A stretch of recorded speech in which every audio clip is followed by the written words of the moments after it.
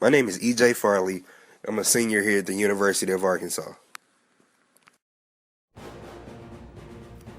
The name of the art I want to show you today is called The Spirit.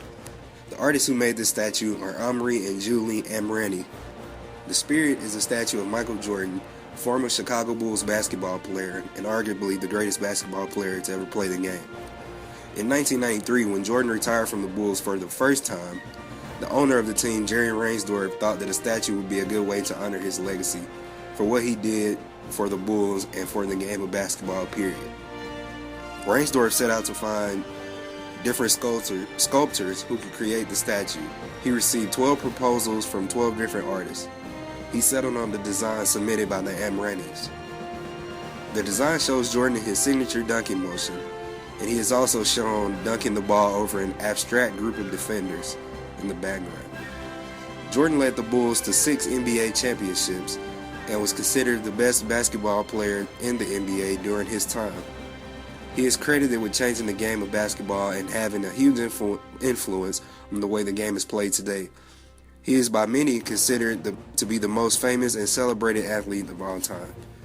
He retired from the NBA for good in 2003 after he made a comeback in 1996 through 98 to play with the Bulls. Although he hasn't played in the NBA for 10 years now, his famous Air Jordan logo still brings in hundreds of millions of dollars for Nike. The Air Jordan logo heavily influenced the design of this statue. The actual statue is made out of bronze. It was sculpted using lost wax casting. This method is the process of which a metal sculpture is cast out of the artist's original sculpture. This particular statue was cast out of a clay model. The statue itself is 12 feet tall and is very monumental in comparison to Michael Jordan's 6'6" frame. It also weighs about 2,000 pounds. There's a rod going up one of the legs, and this is the only thing keeping the statue to the base. It is a very sturdy statue, as it was said that a small car could be set on one of the legs and the statue would not fall. It stands on a 5-foot black granite base that is inscribed with many of Jordan's career accomplishments on each side of the base. The artistic methodology I think the artist used in this particular statue is iconography. This method refers to art that has a written description of what the art signifies.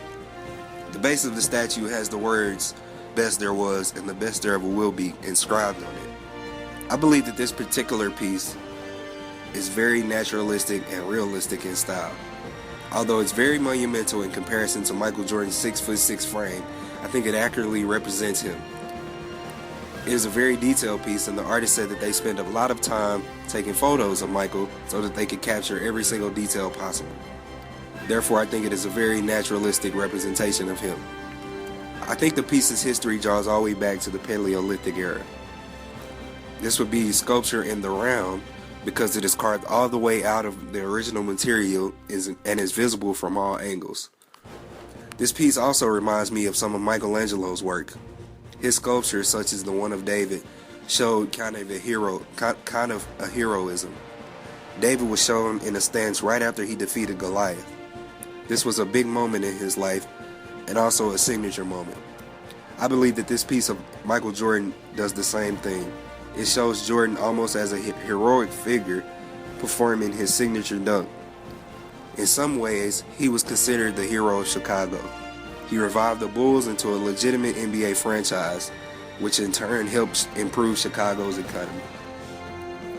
I've always been a huge fan of Michael Jordan. Ever since I was a young child, I've always imitated his moves and, like the commercial said, wanted to be like Mike.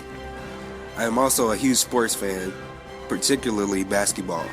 And for a huge basketball fan like me, this statue evoked some emotional response.